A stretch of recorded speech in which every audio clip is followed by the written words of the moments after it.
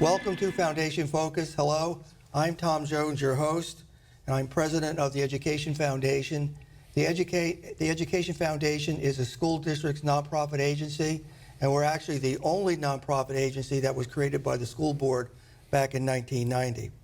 And today we welcome Anthony Bonna, and Anthony Bonna is the chair of the Education Foundation. Welcome, Anthony. Thank you, Tom. And Anthony is also the councilman in the city of Port St. Lucie in District 3. And I'd also like to welcome James Abbott.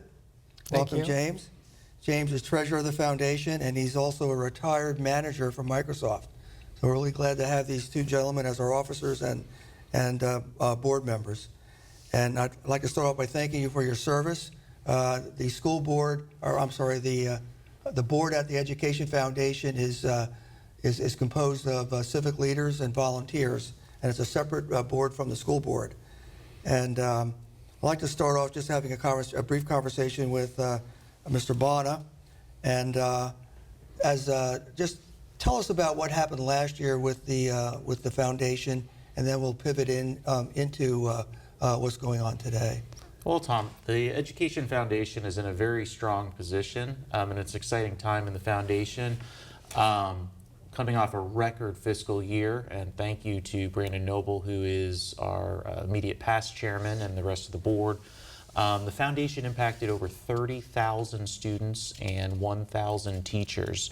We raised about $1.2 million, a record that funded our 24 programs. And these are programs that helped reduce absenteeism in our schools, which was a priority of the superintendent.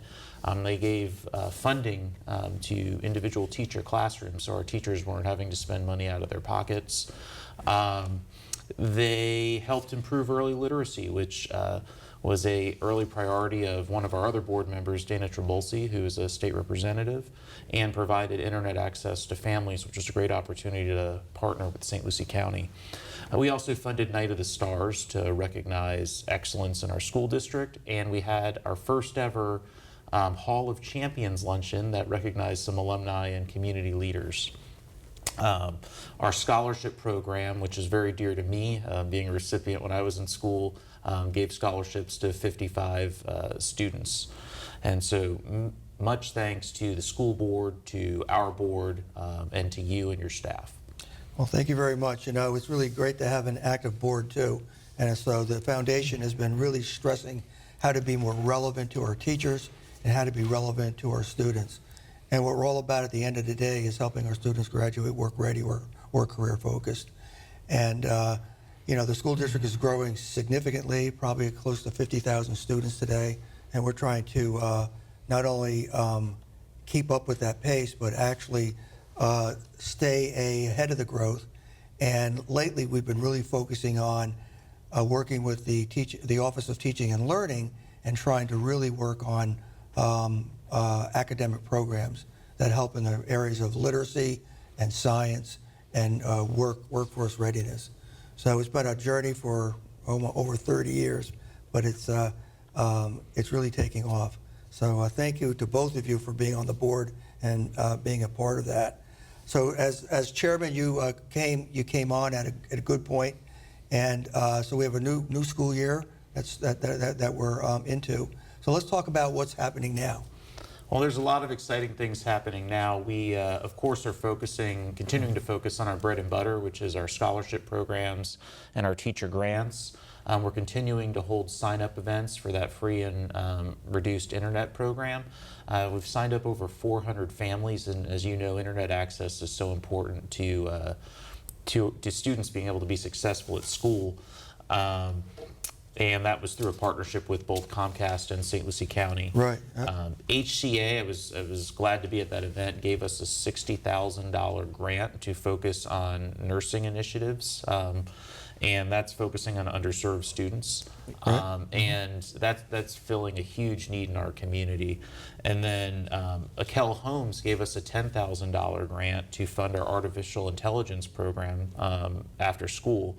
And this program is going to be working with the city of Port St. Lucie, and is hopefully going to help improve traffic lights and traffic congestion in the city. Yeah, and we'll talk more about that in a moment. But what's interesting is we held a showcase here at the school district office, and we invited the public in, and ACAL Homes was there as a guest. It's the first time we had met them, and they were at a booth that was staffed by James Abbott, and he was absolutely floored about what James was doing, and on the spot wrote us a check for $10,000, and we were able to match that. So, and that's a peek into the future too. I just want to step back a little bit and talk about the Internet Access Program. This was the outcome of a significant grant from the county. So I want to thanks to the county commissioners, and then we're working with the school district and Comcast, and we're holding events monthly here at the school district office, and we're signing up households. And the beauty of the program is it's a long-term program. So once you qualify for the program, and as long as a student is in the public school system, the foundation will pay their access to the internet, or give them a reduced cost. There's an opportunity to also receive a $30 credit. And we recently reached out to other sources to look for more grant funding to even expand it further. So those are really great programs. You know, James Abbott joined our board last year, and James came on because James moved in from out of the area, and he donated $25,000 to the school district. And he has a great story to tell, and he also has in his background with Microsoft, he has a lot of ideas on how we could help students and teachers even more. So James, welcome, and I just wanted to let's talk a bit more about the traffic control problem, because you're a fairly new resident, right? You move into our lovely city, and one of the things you notice is the traffic problem. Yes, so the idea came to me sitting at traffic lights for so many times where we all wait for the light to turn, and we're looking around at the intersection, and the cross traffic has no cars and the lights are still green for them. And that situation, as well as a friend of mine from when I was at Microsoft, whose car was stolen, used traffic data to find his car. So the idea was, why can't we use traffic cameras to determine the optimal time when these traffic signals should change? So looking at what my friend did and looking at these signals and knowing how they work, I thought we could use, I at first thought I could write a program to monitor the cameras and check when traffic is coming or when vehicles are coming, and then automatically trigger the lights to change. And as I said, I could do this myself, but I thought it would be better to work with a group of people. I'm more of a team player than an individual person. And I thought, why couldn't I use high school students to help me with this project, right? The benefit would be they would learn a real-life scenario where they could learn skills in programming, and later, when they graduate high school, obtain scholarships to colleges, and then eventually get jobs at high-tech companies such as Microsoft, Google, and Apple. And so we started last year with a group of about 10 students, and we started recording traffic using drones, and then analyzing that traffic, writing code in Python and OpenCV and YOLO, which maybe many of the audience don't know what those are, but those are codes that we use for object detection and object classification. So the students are helping write code to count cars, to identify cars in the distance and when they'll approach the signals, and if there's no cars coming, to trigger the light to change for the other direction. So we've been doing this for about 6 months now, and we've made some good progress, and in the next couple weeks we'll be going out and using the drones to record additional footage that we can analyze. Yeah, that's great. You know, just stepping back a little bit, James brought this idea to me about, maybe over a year and a half ago or so. So we met with Dr. Prince, Helen Wild, Jack Kelly from the board, and a couple of other folks. And they were like, wow, we got to do this. So the foundation created this after-school program. Helen Wild was very, very, very helpful with that. And we thought about, where should we start? And then we, thought about the city of Port St. Lucie, and then reached out to Anthony. And Anthony has been very helpful in helping us talk to the folks at the city level. And we're at the point now where, James, that the programming is still ongoing. We're going to be visiting a traffic intersection soon. We've got to work out the details with student safety and work it out with the city of Port St. Lucie. But then we'll actually use drones and cameras to record traffic, right? And then we'll take that back into the lab, if you will, and the students will write the actual program. And I will say I'm amazed at some of the code some of the students have written. I look at it and I say, oh, this is really good. And what's nice is we not only talk about traffic cameras and how things should work, but we also talk about the future of technology, such as self-driving cars, and how these signal programs could work within cars. So communication between traffic signals and cars.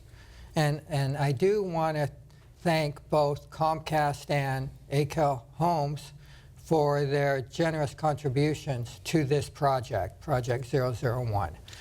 It allowed us to buy additional equipment, servers, and laptops for the students to use, because one of the benefits for the students is we were able to fund laptops for them to use and to keep.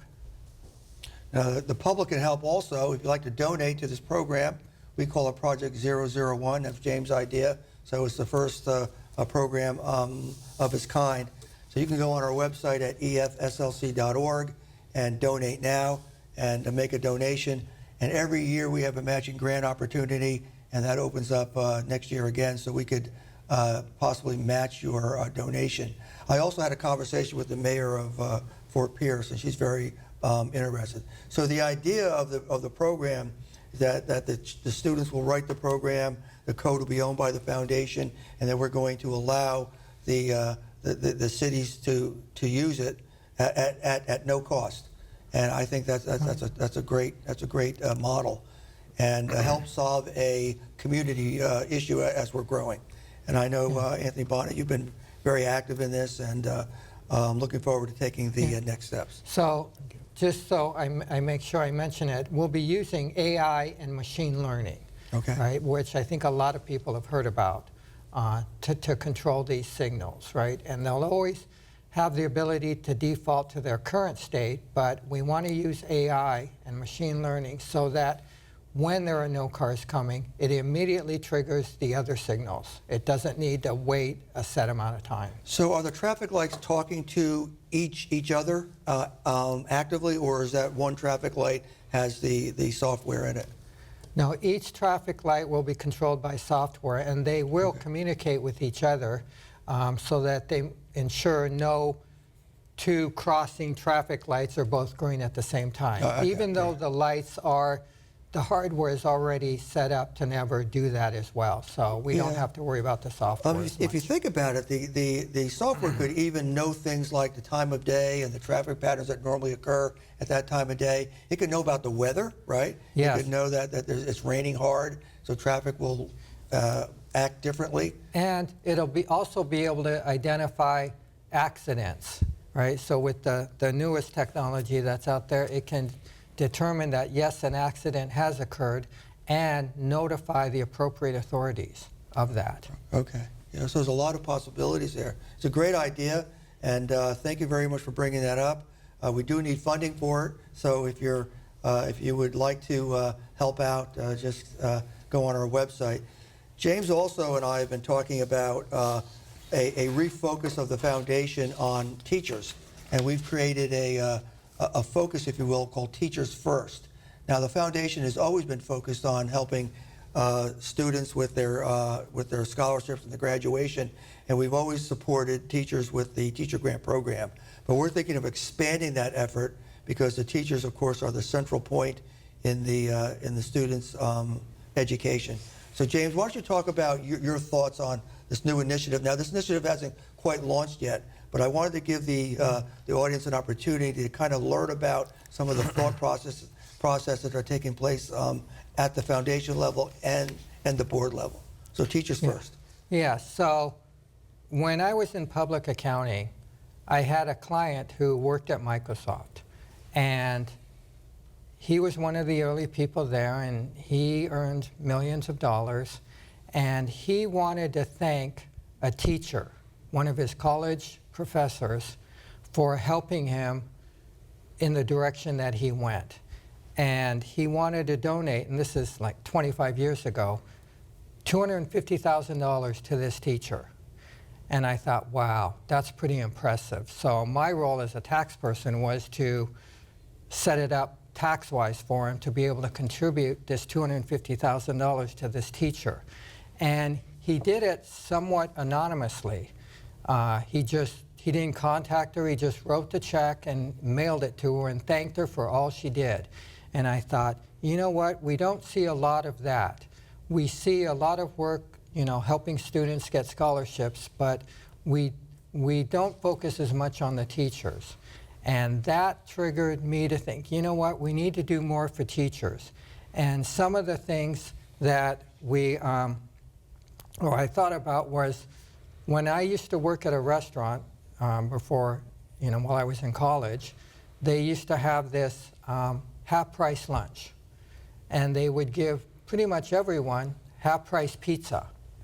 And being a finance person, I saw, you know, the costs that were involved, and I thought, why don't we try to do something similar for teachers, working with restaurants and giving them 50% off an entree. And I know this can be costly for some restaurants, but when you think about teachers and how much they get paid and all the work they have to do, I think there are things we can do for them that help them in a way that shows that we appreciate them. So I'm looking to work with restaurants to give them, you know, 50% off an entree. And we know a lot of restaurants can give like 10% and things like that, but I want to make sure that we give enough so that the teachers can really feel appreciated and say, yes, I can make use of this benefit. Right? Yeah, well, that's a great idea, and so we're working on that. I want the audience to know that you know, we're not changing our focus in terms of all the other programs, but this is another way for the foundation to help support the school district. And I think you're spot on. I think teachers can use the support. So the foundation is going to create this new program. And we're the first program we're adding into it, obviously, is our teacher grant program. And speaking of teacher grant programs, we reached a record this year. You had mentioned it, Anthony. The foundation raised over $100,000 last year. That's thanks to the public and our donors. And we were able to match that. And we're a partner with the state matching grant program. And that's a pool of funds that are allocated by the legislature every year, fully supported by our local legislators, our local representatives. And what happens is that pot of money is allocated to the Education Foundation based on the size of the school district. And as you can guess, how our school district is growing, so our allocation has been growing quite a bit. So this year, the match opportunity was over $100,000. When I started the foundation 9 years ago, it was like $15,000. So now we have a much bigger pot. So our goal as a board and as a foundation was to let's raise the money and take all of that match opportunity. It took us a lot of years to get there. I think about 2 years ago, we finally able to raise enough money. And the reason for that also is a stronger partnership with the school district. Dr. Prince has absolutely dedicated himself to supporting programs where the principals and the teachers could raise money and then donate it to the foundation. We can match that and give it back to the school or the teacher. And so that's happened. So this year we're donating back to the district over $200,000. And That's why that number where we impacted 30,000 students is growing. Now that number is also relevant because we've been looking for more grants, and we've been very successful in getting more grants into the foundation. So our relevancy is growing quite a bit. I'd like to kind of conclude with the program to talk about what's on the table right now, and that's our annual dinner gala. We're celebrating our 25th annual dinner. This is on Saturday, November the 2nd at Harbor Ridge Yacht and Country Club. This is a formal event. We're going back to formal. We were casual for a while because we're celebrating our Silver Jubilee. And this is the one event that we hold that raises money that goes back into the foundation and funds those different programs. So when you see us being able to raise $100,000 for the teacher grant, a portion of that is funded out of the earnings from the dinner. So I'd encourage the public, if you'd like to come out for an elegant dinner and a great entertainment.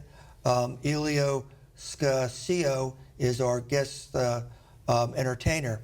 Now, Elio comes from Maryland. He's actually a nationally known tenor, an Italian tenor. Got a beautiful voice. I saw him at the Italian American Festival in the city of Port St. Lucie. He's been there for a couple of years. I asked him if he would be our host and our entertainer for this event. So it's an elegant dinner. It's braised short ribs and sea scallops. So and we're also going to have an opportunity to learn more about the programs that we're working on. So if you'd like to come to the dinner, please do. Go on our website again at efslc.org and buy your ticket. Is there anything else you folks want to talk about? Is there anything? Yeah. Yeah, okay. You got another thing? We've got about 6 minutes? Yeah, so on this Teachers First, We're going back to Teachers First, okay. Yeah, I want to ask people to think about, I think there are many of us out there who were impacted by a teacher when we were in school. So when you think about contributing to the foundation, think about the impact a teacher had on your life and how much of a difference he or she may have made. Because for me, I know there were some teachers that really impacted my life to allow me to end up working at Microsoft and retiring here in Florida. And had it not been for those teachers, I don't think I would be here today. So I do want people to think about those things. You know what we really need? Why don't we do this? Why don't we ask our audience to go on our website and send us a message, okay? And tell us a story about how a teacher really changed their life. And we'll take those comments and we'll put them up on our website. If you want to be anonymous, we'll certainly do that as well. And just to kind of get the, bring that to the forefront, because you're absolutely right. Teachers are so critical to our development.